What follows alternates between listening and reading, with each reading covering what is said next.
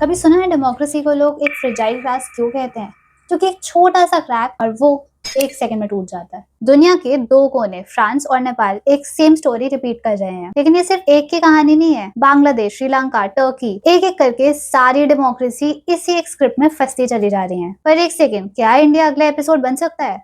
आइए जानते हैं। फ्रांस में प्राइम मिनिस्टर फ्रांकोई बेरू की गवर्नमेंट एक ही रात में कोलैप्स कर गई। 364 एमपीज ने नो कॉन्फिडेंस वोट डाल दिया। और सबसे शॉकिंग बात पता है क्या है? पिछले 1 साल में मैक्रोन ने 3 प्राइम मिनिस्टर्स खो दिए हैं। 3 अलग लीडर्स, 3 अलग फेलियर्स। फ्रांस का सिस्टम ना एक सोप ओपेरा बन गया। प्लॉट वही, कैरेक्टर्स नए। अब एंटर हुआ सेबेस्टियन लेकोर्नु, 39 इयर्स का एक्स डिफेंस मिनिस्टर। मैक्रोन की ये लास्ट कैम्बल है। लेकिन जैसे ही उन्होंने ओथ लिया, बाहर सड़कों पे कुछ अलग ही स्टोरी चल रही थी। ब्लॉक एवरीथिंग प्रोटेस्ट्स, नाम से ही समझ जाओ। ट्रेन्स, मेट्रोज, बसेस सब रुक गए एंड ऑफ कोर्स प्रॉपर्टी को हार्म किया गया बहुत बुरी तरह। एंड पुलिस ने 80,000 ऑफिसर्स डिप्लॉय कर दिए। Tear gas, shattered glass and chance of enough is enough. France एक प्रेशर कुकर है और लिड अब उड़ चुकी है। अब आते हैं 7,000 किलोमीटर दूर नेपाल के काठमांडू में। गवर्नमेंट ने एक नोटिफिकेशन निकाली कि सारे सोशल मीडिया एप्स को रजिस्ट्रेशन कराना मैंडेटरी है एंड टाइम ही नहीं दिया। एंड अचानक ही इन सारे सोशल मीडिया एप्स पे बैन लगा दिया। जैसे ही यूथ ने ये देखा, दे सेड इनफ। प्रोटेस्ट शुरू हुए। कारण सिर्फ ये नहीं था कि सोशल मीडिया एप्स बैन कर दिए, वो अगले ही दिन बैन उठ भी गया। लेकिन वो जानने से पहले ये जान लो कि पहले प्रोटेस्ट पीसफुल थे और फिर अचानक ही इतने वायलेंट हो गए कि with in hours more than 19 people were dead. अगले दिन ये डेथ्स बढ़ती गई और गुस्सा तो बहुत ही ज्यादा बढ़ गया।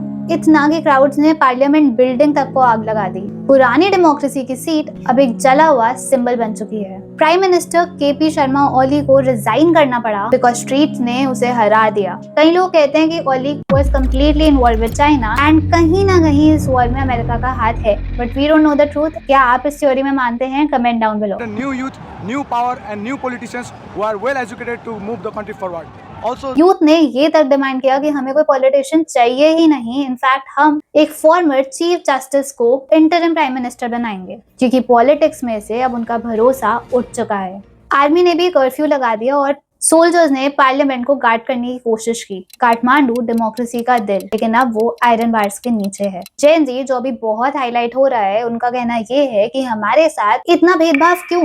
जब पॉलिटिशियंस के बच्चे इतनी ऐशो आराम की जिंदगी जी रहे हैं, तो हमने क्या गलत किया? और हमारी इकोनॉमी पे वो करप्शन क्यों अफेक्ट कर रही है? और इस करप्शन के चलते उन्होंने वायरल कर दिया #NepoKids और ऐसी फोटोज उन पॉलिटिशियंस के बच्चों की जो कि कितने लग्जरी ब्रांड्स में घूम रहे हैं, पहन रहे हैं, कितने लग्जरी ब्रांड से घिरे हुए हैं कि अगर आप इकोनॉमी का 20% यूथ भी देखो तो उनके पास नौकरियां तक नहीं है। सबसे ज्यादा वायरल हुई वो रील्स जिसमें डिफरेंस दिखाया कि कैसे एक पॉलिटिशियन का बच्चा और एक आम आदमी के जीने में कितना बड़ा फर्क है। बेसिक चीजें भी नहीं मिल रही। 1 out of every 5 people are unemployed in Nepal। But again, क्या ये जेन जी ने किया है? क्या ये फ्यूल्ड बाय एक्सटर्नल पॉलिटिक्स है? Comment down below. देखो, दोनों कहानियां अलग लगती हैं, लेकिन पैटर्न एकदम सेम है। फ्रांस में इन्फ्लेशन, डेट और रशिया का शैडो। नेपाल में है करप्शन, चाइना के लोन्स और यूथ की फ्रस्ट्रेशन। श्रीलंका का 2022 का फॉरेन डेट ट्रैप याद है, जिसने पूरे सिस्टम को ही कोलैप्स कर दिया एंड राजपक्सा फैमिली भी भाग गई। और अगर हम बांग्लादेश की बात करें, तो वो अभी भी IMF के लोन्स पर सर्वाइव कर रहा है। सेम फ्यूल,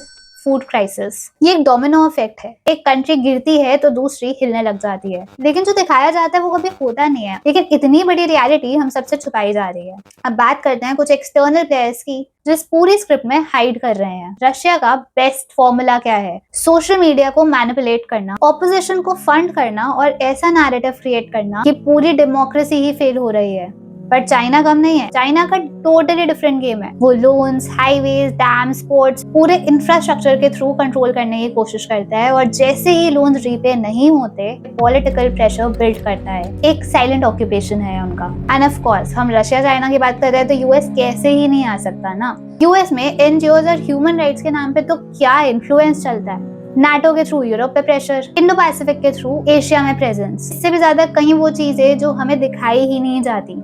ये एक चेस बोर्ड है जहाँ पॉन्स कंट्रीज हैं और किंग्स एंड क्वींस वो ग्लोबल पावर्स। लेकिन आज की डेट में सबसे डेंजरस वेपन वो नहीं है जो आप समझ रहे हैं। It is your algorithm. Social media में जो हम देख रहे हैं वो हमारी चॉइस नहीं है, वो एल्गोरिथम डिसाइड करता है। यूथ को एंग्री बनाने के लिए एंग्री कंटेंट, डिवाइड करने के लिए polarised posts, thousands of bots एक साथ एक नैरेटिव वायरल कर देते हैं और हमें लगता है ये तो मेजॉरिटी ओपिनियन है, लेकिन असल में ये स्क्रिप्टेड इल्यूजन है। अब बात ये है कि क्या इंडिया सेफ है? Polarisation, economic stress, border tension सब हमें भी टच कर रहे हैं और यूथ फ्रस्ट्रेशन तो सबसे बड़ा सिग्नल है। जॉब्स, अपॉर्चुनिटीज जब कम होने लगती हैं तो ये बातें अट्रैक्टिव लगने लगती हैं। लेकिन इंडिया ने कुछ स्टेप्स लिए हैं, जैसे चाइनीज एप्स को बैन करना, digital India push, self reliance programmes, लेकिन डिपेंडेंसी अभी भी कहीं ना कहीं इन पे बहुत ज्यादा है। डेटा अमेरिका के सर्वर्स पे और प्रोडक्ट्स चाइना के पोर्ट्स पे। अगर हम इग्नोर करते रहे और हमने मेक इन इंडिया फॉलो नहीं किया तो कल की हेडलाइन हम खुद बन सकते हैं। एंड एक सेकेंड लगता है यूथ को फ्यूल करने में। अब बात करते हैं इस ग्लोबल क्राइसिस का फ्यूचर पाथ क्या है। देखो, 3 क्लियर पाथ्स हैं। पहला है अथॉरिटेरियन टिल्ट, यानी कि strong leaders, less freedom, lesser democracy, silence के नाम पे स्टेबिलिटी खरीदना। दूसरा है डेमोक्रेटिक रेजिलियंस, जो कि यूथ को एम्पावर करता है, टेक के थ्रू सच बताता है और ट्रांसपेरेंसी रीबिल्ड करता है। एंड फाइनली तीसरी है हाइब्रिड रियलिटी, ना ही फुली डेमोक्रेसी और ना ही फुल कंट्रोल, फ्रीडम लिमिटेड और ऑर्डर फ्रेजाइल। डेमोक्रेसी एक शो पीस नहीं है, इट्स अ फाइट जो हम हर दिन लड़ रहे हैं। तो मेरी और आपकी जिम्मेदारी सिंपल है। सबसे पहले ब्लाइंड ट्रस्ट मत करो, कोई भी न्यूज पहले वेरीफाई करो। Because yesterday I was scrolling through Insta and मुझे रियलाइज हुआ कि इतने फेक नैरेटिव्स बिल्ड हो गए एक ही रात में और किसी को पता ही नहीं है क्या सच है, कोई ढूंढता भी नहीं है। मेजोरिटी ऑफ लोगों को जो चीज शेयर करी जाती है हम बस उसी को क्लिकबेट समझ के ले लेते हैं। सो नो योर न्यूज, बस एक बार गूगल कर लो और नहीं पता तो मेरा चैनल को सब्सक्राइब कर लो, क्योंकि यहाँ मैं रिसर्च करके न्यूज बताती हूँ। एंड सबसे बड़ी चीज, कंज्यूम मत करते रहो, क्रिएट भी करो, अपना नैरेटिव दो, अपना खुद का पर्सपेक्टिव बताओ, क्योंकि साइलेंस सिर्फ ऑप्रेसर्स के काम आता है।